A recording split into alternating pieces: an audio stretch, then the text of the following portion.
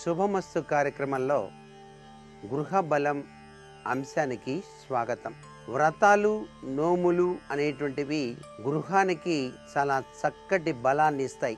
ఒక గృహ యజమాని ఒక పాత ఇంటిని కొని దాన్ని చక్కగా నూతన గృహంగా తయారు చేసి మంచి మార్పులు చేసినప్పటికీ ఆ యజమాని ఆ ఇంటిలో ప్రవేశించినప్పుడు శ్రీమన్నారాయణ తత్వంలో విరాజిల్లేటువంటి ఆది మధ్యాంతర్వర్తి నారాయణ తత్వం ఆ ఇంటిలో కూడాను ప్రసరింప చేసుకోవటానికి వీలుగా ఆ పరమాత్మ తత్వం ఆ గృహానికి సకల అభీష్టాల్ని కూడా ప్రసాదించాలి అనేటువంటి ఉద్దేశంతో సత్యనారాయణ వ్రతాన్ని ఆచరించి తమ యొక్క బంధువర్గాన్ని పిలిచి చక్కటి విందును ఏర్పాటు చేయటం వలన ఆ గృహంలో శాంతియుతమైనటువంటి తత్వం వచ్చి తీరుతుంది.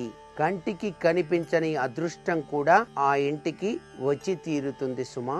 అలాగే ఒక పాత గృహాన్ని కొని చక్కగా ఇది కొత్తగా కట్టిన గృహమా అనేటట్టుగా తయారు చేసినటువంటి ఆ గృహంలో ప్రతి ఇంటి యజమాని ఆచరించవలసిన ముఖ్య సూత్రం వాస్తు హోమం. వాస్తు హోమం గనక నిర్వహించి సత్యనారాయణ స్వామి వ్రతాన్ని గనక ఆచరించి చింతామణి ద్వారం అని చెప్పేసి ఆ జగన్మాత రాజరాజేశ్వరి దేవి నివసించేటువంటి ఆ చింతామణి ద్వార విశేష తత్వానికి సంబంధించినటువంటి శ్లోకాలను గనక గృహిణులు గనక చక్కగా పఠనం చేసినట్లయితే ఆ ఇంటిలో రాజరాజేశ్వరి దేవి యొక్క అనుగ్రహ కటాక్ష వీక్షణాలు ఆ ఇంటిని ఎల్లవేళలా కూడా కాపాడి రక్షిస్తాయి. అలాగే ఆ వీధిలో ఉన్న గృహిణులంతా కూడా వారానికి ఒక ఇంటిలో అందరూ కూర్చొని సాయం సంధ్యా సమయంలో లలితా సహస్రనామావళిని గనక పారాయణ చేసేటువంటి విధి విధానం గనక అమర్చుకున్నట్లయితే ఆ వీధిలోని వారంతా కలిసి ఉంటే కలదు సుఖం అనేటువంటి భావన పరంపరా బలంతో పాటుగా ప్రతి ఇంటిలో కూడా లలితా పరమేశ్వరి యొక్క అనుగ్రహ కటాక్ష వీక్షణాలు విరాజిల్లింప చేసుకోవటానికి ఆస్కారం ఎంతగానో ఉంటుంది కదా.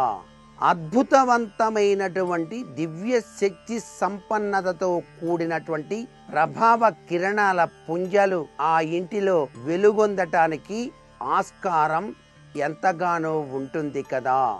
ఒక వీధిలో పోటు అనేటువంటిది ఉన్నప్పటికీ కూడా ఈ విధంగా ఆ వీధిలో ఉన్న ప్రతి ఇంటిలో కూడా వారానికి ఒకసారి గనక ప్రతి ఇంట్లో కూడా మిగతా ఇంటి వాళ్ళంతా కూడా వచ్చి కూర్చొని ముత్తైదువులందరూ ఇలా లలితా సహస్రనామ పారాయణ గనక ఆచరించినట్లయితే ఆ వీధికి కూడా అపూర్వవంతమైన శక్తి పుంజాలు ప్రసరింపచేయబడతాయి.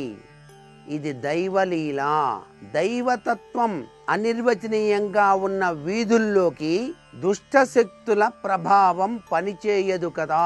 హృదయాలు కూడాను చక్కటి సత్సాంగత్యం, సత్ప్రవర్తన, సద్విశ్వాసాల మేలి కలయికతో ఆ వీధి అంతా కూడాను ఆనందతత్వంతో విరాజిల్లటానికి ఆ వీధిలో ఉన్న గృహాలు అన్నీ కూడా దైవశక్తి పుంజాలతో ప్రస్ఫుటింప చేయటానికి ఆస్కారం ఎంతగానో ఉంటుంది అనే చిన్ని సూత్రాన్ని ప్రతివారు కనుక ఆచరించినట్లయితే కల్మషం లేని చక్కటి వాతావరణంతో పాటుగా హృదయాలలో కూడా ఆనందహేళ ప్రతి గృహంలో కూడా తాండవిస్తూ ఉంటుంది అని చెప్పడంలో ఏమాత్రం సందేహం లేదు. అలాగే ప్రతి సోమవారం కూడాను ప్రతి ఇంట్లో కూడాను వారానికి ఒక్కసారి చొప్పున అందరూ కూడా కలిసి నమక చమక పారాయణాదులతో కూడిన శివార్చనాది విశేషాంశాల పూజాది కార్యక్రమాన్ని గనక నిర్వహించినట్లయితే ఒకరోజు ఒక ఇంట్లో మరొక రోజు మరొక ఇంట్లో అలా గనక చేసుకున్నట్లయితే ఆశుతోషుడు అభయంకరుడు అయినటువంటి పరమేశ్వరుని యొక్క దివ్యవంతమైనటువంటి తత్వ చింతన ప్రతి గృహాన్ని కూడా రక్షిస్తుంది. ప్రతి వారికి కూడా ఆరోగ్యం, ఐశ్వర్యం కూడా ప్రసాదింపచేస్తుంది. అలాగే పుణ్య పర్వదినాలలో సాయం సంధ్యా సమయం నుంచి మరలా తెల్లవారేంత వరకు కూడా పారాయణ తత్వంతో కూడిన విష్ణు సహస్రనామ పారాయణ లేక రామనామ సంకీర్తనాది కార్యక్రమాల్ని కనుక గృహాలలో కానీ ఆ వీధిలో ఉన్నటువంటి ఒక ప్రాంగణంలో కానీ చక్కగా గనక ఆచరించినట్లయితే ఆ వీధి యావత్తు కూడాను వాస్తు దోషరహితమై సత్ఫలితాన్ని ప్రసాదిస్తుంది అని చెప్పడంలో ఏమాత్రం సందేహం లేనే లేదు కదా.